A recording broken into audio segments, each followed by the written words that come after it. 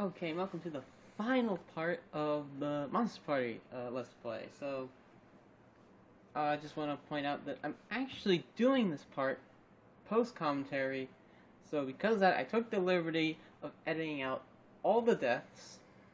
So because of that, I actually cut out about an hour, maybe a little less than that, of actual footage through the whole fact that I was dying so much, and of course, from this thing that happens later, which I will show when it happens, it's probably pretty obvious after I mention this. I actually had to grind for life on this level. It was really a pain to get through, and I just hope it was worth it. Okay, so I'm gonna start it up real quickly here. Okay, so like, I had a whole, 15 minutes of recording of me going up against this first boss I'm going to right here, and it was all just dying to it over and over and over again. But, of course, I go in and I do the same strategy I have for pretty much every other boss.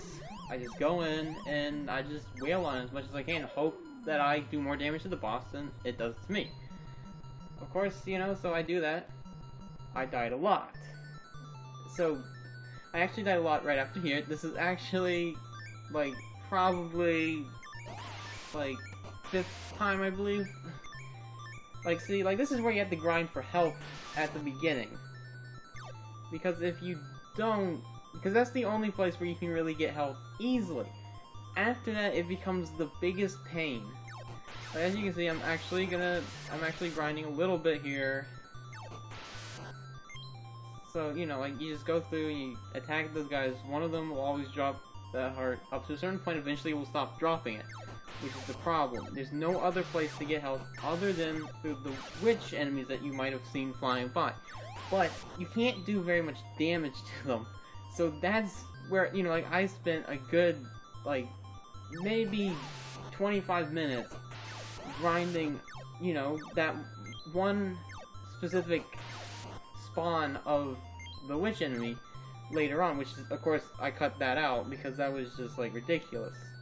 The thing is the health drops in this is ridiculously low. I don't know how you're supposed to go through and do this all in one life.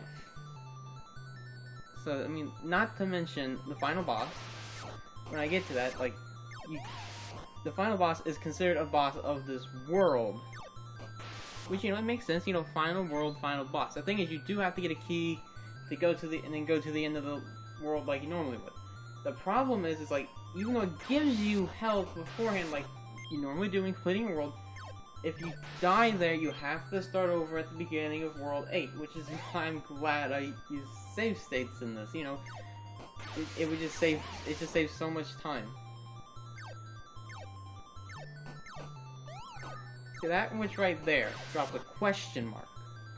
And the question mark can be anything from, well, before I do that, so this boss right here, I died to here.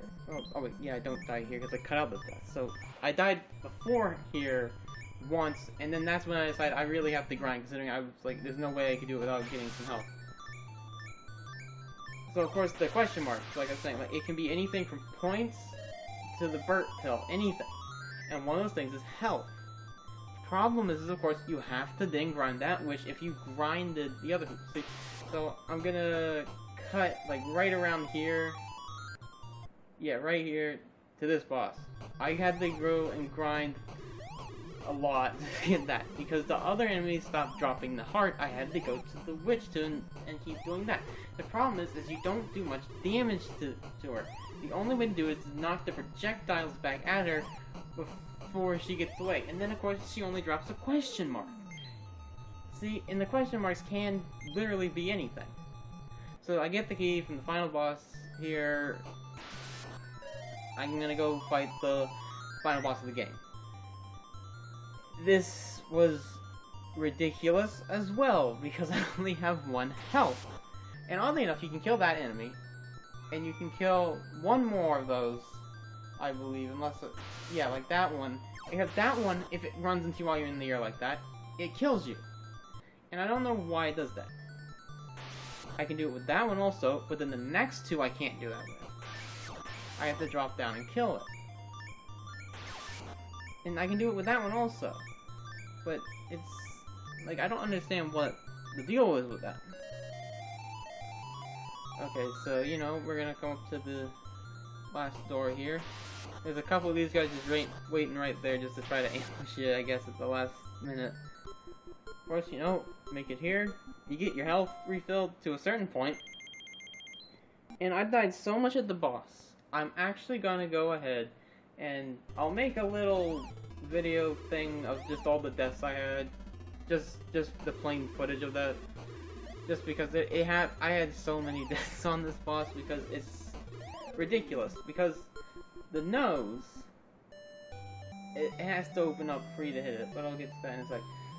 So, you know, Mark destroyed the monsters. Bert gave them a gift. And Mark went home. He excitedly opened the box.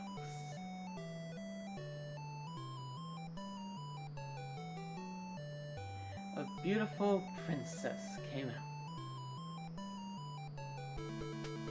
But suddenly, the princess became a monster, and more monsters followed her. What a present.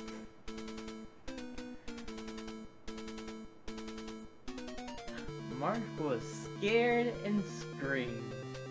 Not like I fought a bunch of these things already, but apparently they're more powerful and does that. Beautiful. You know, but you know, Mark was awakened by his mom. You'll be late.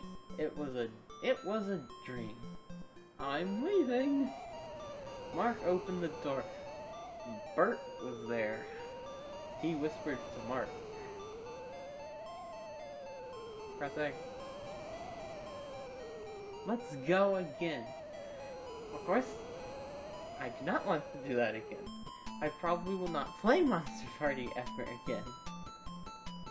I mean, the game, it controls, you know, like the way you'd expect it to. The only problem is, well, it's very difficult. I mean, it doesn't get, I mean, like, it's not, like, super hard. You know, like, you could still easily go through, you know, as long as you got used to the controls and stuff, you know, and how to attack enemies and stuff in boss fights where you just keep ramming them with attacks and stuff. The only thing is, it would be pretty time consuming. So, I mean, it has some nice music, I guess, but, you know, like, the problem is, like, with a platformer style thing like that, there's only one power-up with it, and that's to turn the Bert. And there's one issue I have with Bert. See, in the beginning stages, you know, like, as you've made notice, there was some slight palette changes throughout it.